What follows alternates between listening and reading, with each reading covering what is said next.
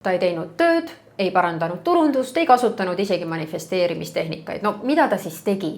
Astus lihtsalt selle sama esoteeriku aastasesse programmi.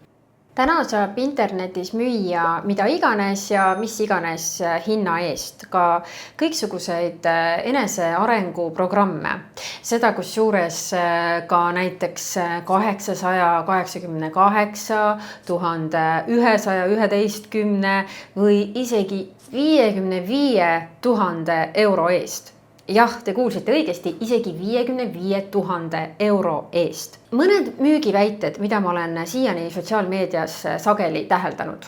Näiteks lubatakse sellist transformatiivset uut identiteeti, uut reaalsust, külluse teadvust, võib-olla isegi kõrgemat vibratsiooni. Ühesõnaga, sageli lubatakse totaalset nii-öelda tortilla flippi. Ja puhtalt juriidilisest perspektiivist sellised kõrged hinnad on täiesti seaduslikud, sest seadused ju ei määra, kui mitusada eurot võib maksta näiteks mõni reaalsuse muutuse kursus. Ettevõtjal on õigus küsida ja tarbijal on õigus otsustada. Ma soovin etteruttavalt öelda, et ma mitte mingil juhul ei naeruväärista vaimsust kui sellist või üleüldse püüdlusi vaimseks kasvuks. Pigem vastupidi, et see tees, et sisemine seisund mõjutab su valikuid, julgust ja lõpuks tegelikult ka kogu elu kulgu, no see ei ole üldse absurdne. Ma olen sellel teemal tegelikult ka ise varasemalt lühivideosid teinud. Sisemine muutus muudabki välist elu, see on loogiline. Ja ma pean tõdema, et ka ma ise olen mingil määral selle näite elav tõestus, sest tõenäoliselt vana mina poleks praegu neid videosid siin kunagi teinud. Ühtlasi ma olen viimased paar aastat süvitsi uurinud näiteks Upanishade. Mis need veel on? Need on ühed inimkonna vanimad vaimsed tekstid. Ja teate, mis termineid sealt ei leia? Rahavoog, külluse teadvus, kõrge vibratsioon ja kõik muu taoline. Sealt ei leia õpetust, kuidas teadvusega omale näiteks rikkust tellida. Upanishadide suund on tegelikult täpselt vastupidine. Soovidest vabanemine, mitte nende täitmine. Näiteks salm Upanishadidest, mida kusjuures ka manifesteerijad sageli tsiteerivad, kõlab järgmiselt. Inimene koosneb soovist. Nagu on tema soov, nii on tema tahe. Nagu on tema tahe, nii on tema tegu. Nagu on tema tegu, nii on see, milleks ta saab. Ja sellega klassikaline manifesteerimisõpetus tsiteerimisega lõpetab. Ja kõlab ju tõesti nagu selliselt, et sa lood ise oma reaalsuse.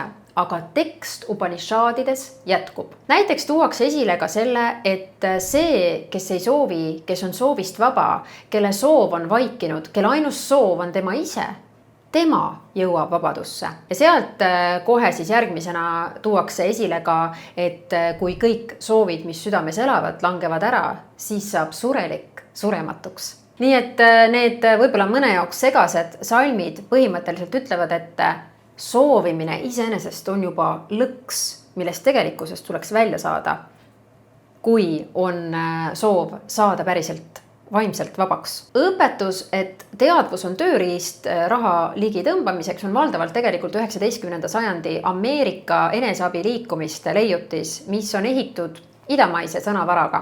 Miks ma sellele tähelepanu juhin? Sest sageli on iidse tarkuse aura osa üldmuljest, mida ostjale luuakse. Ja just see üldmulje on tarbijakaitse õiguse keskne mõiste. Ma sooviksin rääkida konkreetsetest müügivõtetest, mida mõned Eesti esoteerikutest müüjad kasutusele on võtnud. Ja muuseas kõik järgnev, mida ma esitlen, põhinebki nende samade müüjate avalikel postitustel, ehk tegemist ei ole minu mingisuguse fantaasiaga. Näiteks üks kuulus Eesti teadvuse kunstimüüja kirjeldab oma Instagrami lehel, kuidas ta ei keskendunud oma programmide müümisele, aga programmid täitusid inimestest iseenesestlikult. Tsitaat: see toimus mu olekust ja ka rikkus ja raha on lihtsalt teadvuse olekud. Ta väidab, et lõi puhtalt oma olekuga üle 1,5 miljoni euro käibe, aga kui see sama inimene müüb samasisulisi rahaga seonduvaid programme, mille sisu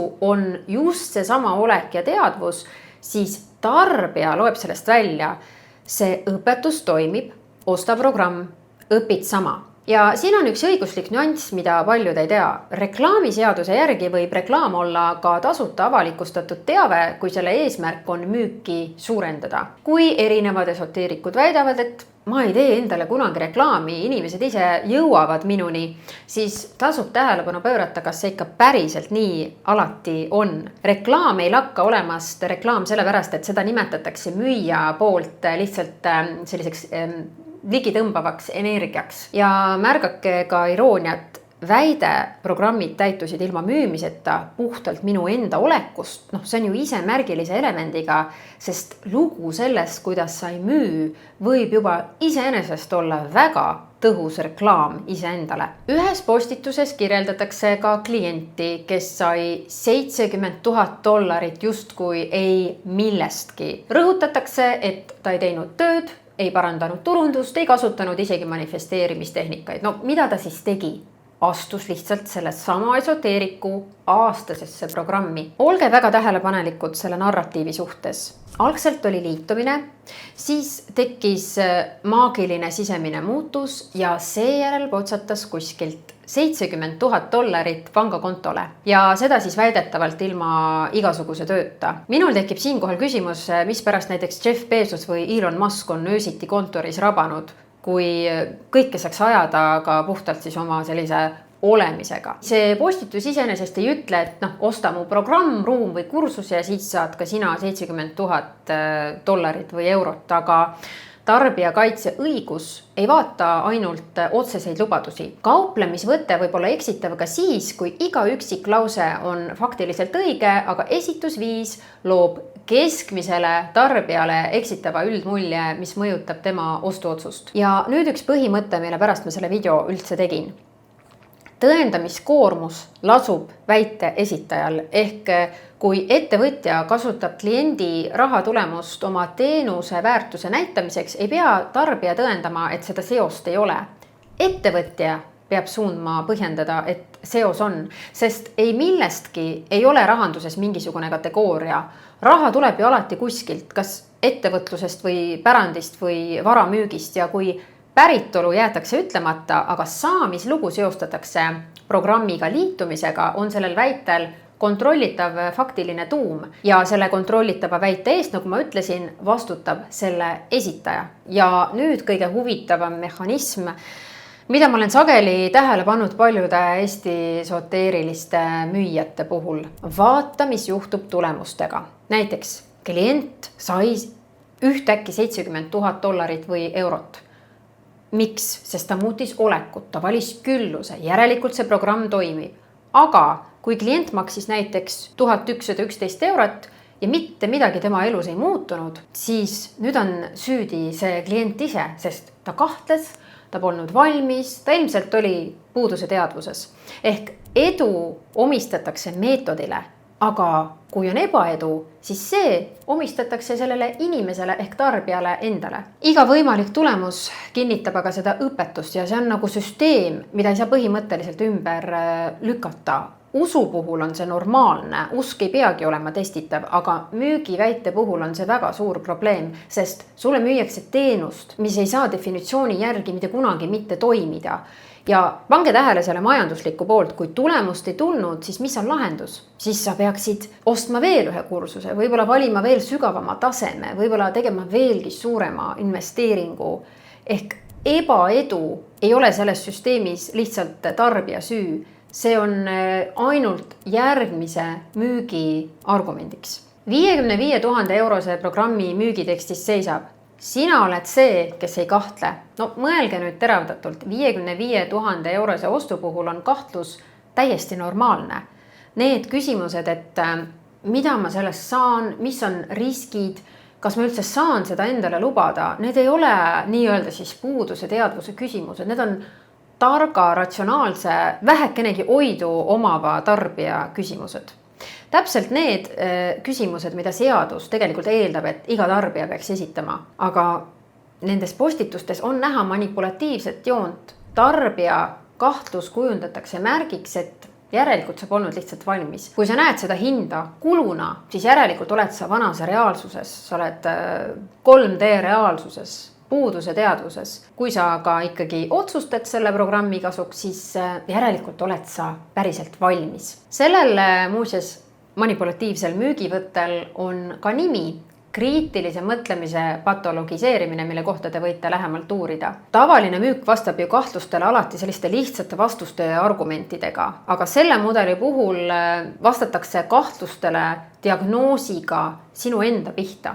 See on natukese nagu gaslighting. Ja tarbija õiguse keeles on küsimus, kas selline võte moonutab inimese võimet teha teadlik majandusotsus. Võte, mis ütleb, et teadliku otsustamise protsess ise on sinu nõrkus, ma leian, et see väärib väga tähelepanelikku mõtlemist. Kusjuures sama pakkumise juures on ka välja toodud, et viimased 2 kohta pärast täitumist investeering suureneb. Ja ühtlasi on seal välja toodud, et kuigi aeg on illusioon, on ajal võimaluste akende tõttu tähtsus. Ehk siis aeg on muidu illusioon, aga näed, soodushind lõpeb reedel. Ja kui kohti ongi 2 ja hind päriselt tõuseb, siis see on tavaline müügivõte ja see on lubatud. Aga tarbija õiguses on olemas ka must nimekiri. Nimekiri nendest võtetest, mis on keelatud alati ilma igasuguse kaalumiseta. Ja muuseas seal nimekirjas on esile toodud ka see, et vale väide, et pakkumine kehtib ainult piiratud aja,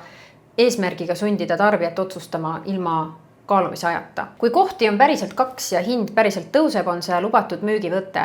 Kui nappus on aga välja mõeldud ning seda kasutatakse tarbija kiirustamiseks, jõuamegi juba kauplemisvõtete musta nimekirja juurde. Mõelge aga nüüd hoolega, et kes neid programme tegelikkuses ostab? No ilmselgelt mitte ainult jõukad inimesed, kelle jaoks näiteks 1111 eurot on lihtsalt mingisugune meelelahutuskulu. Külluse turundus, mille sõnum on see, et sinu rahapuudus on sinu teadvuse olek, kõnetab ju kõige valjemini inimest, kellel raha ei ole. Jõukas kuuleb selles loosungis võib-olla sellist mingit uut filosoofiat, aga meeleheitel päriselt rahapuuduses olev inimene kuuleb selles väljapääsu. Ja tema peas võibki tekkida loogika, et kui ma ei osta, siis järelikult ma ju valin hirmu. Kui ma ütlen, et mul pole raha, siis ma kinnistan enda nõnda nimetatud puuduse teadvust. Kui ma aga investeerin meeletuid summasid, siis ma näitan universumile, et ma olen päriselt valmis, ma olen juba külluses. Oluline on ka rõhutada, et haavatav tarbija ei ole ainult mingisugune emotsionaalne kategooria, see on tegelikult õiguslik standard. Kui võte mõjutab eeskätt selgesti eristatavat, eriti kaitsetud tarbijarühma, hindab seadus seda võtet just selle rühma vaatepunktist rangema mõõdupuuga. Ja olgem ausad, mõõdupuuks ongi sageli see, et tarbijakontol on 1111 eurot vähem. Müüjakontol aga siis 1111 eurot rohkem. Tarbija lootis küll külluseni jõuda, kuid jäi kursuse hinna võrra hoopis vaesemaks ja inimene, kelle majanduslik olukord päriselt tehingust kindlasti paranes, oli ju seesama müüja. Ja neid programme muuseas ei müü sageli ainult õpetaja. Sotsiaalmeedias räägivad inimesed oma sügavast transformatsioonist, nimetavad õpetajat mentoriks ja teatavad siis, et on ametlikud koostööpartnerid sooduskoodiga. Mentor muutis mu elu, olen ametlik partner, siin on mu personaalne kood. Sellel on ju müügifunktsioon. See ei näe välja nagu reklaam, aga loo lõpus on sooduskood. Reklaam peab olema reklaamina äratuntav ja reklaam ei muutu mitte reklaamiks sellepärast, et selle keel on spirituaalne. Niisiis, kui jõuda tagasi antud müüja väite juurde, et tema ei reklaami end, tal pole kunagi selleks vajadust olnud, sest kõik lihtsalt ilmub ta ellu seda tema puhtast seisundist või olekust lähtuvalt, siis minu retooriline küsimus on, et mida kujutavad siis endast need õpilaste postitused ja sooduskoodid selle müüja programmidele. Nüüd võib paljudel mittejuristidel ilmselt tekkida küsimus, et kas tegemist on kelmusega ja vastus on see, et nende avalike materjalide põhjal ei saa väita, et keegi on kelm. Kelmus on kriminaalõiguse kõrgeim lävend, teadvalt vale ettekujutuse loomine kasu saamiseks. See kallis hind ei tõenda seda, ka see vaimne, mis sellest, et sageli veidi manipulatiivne maailmavaade samuti ei tõenda seda. Ja muuseas, kui müüja ise siiralt usub oma õpetust, siis ei pruugi tahtlust ollagi. Aga, ja see on ilmselt jällegi selle video üks olulisemaid printsiipe, eksitav kauplemisvõte võib olla eksitav ka siis, kui müüja ise usub iga oma sõna. hea on teada, et kui sina oled juba sellise programmi ostnud ja tunned, et sind eksitati, siis sul on tegelikult rohkem võimalusi, kui arvad, et esiteks, internetis sõlmitud lepingust saab üldjuhul, mitte küll alati, aga üldjuhul 14 päeva jooksul taganeda ja seda põhjust nimetamata. Näiteks, kui ostidki selle programmi eksitava ettekujutuse mõjul, võib tehingu tühistada, aga siis tuleb salvestada kõiksugused müügiväited screenshotidena kohe, sest need kipuvad vaidluse tekkides ühtäkki sotsiaalmeedias lihtsalt kaduma. Ja lisaks on võimalus esitada pretensioon müüjale ja tarbija vaidluste komisjonile, mis on tarbijale Eestis täiesti tasuta. Inimestel loomulikult peab olema õigus uskuda, õigus õpetada ja õigus maksta ka väga kallite kogemuste eest, sest inimestena on meil kõigil vaba tahe.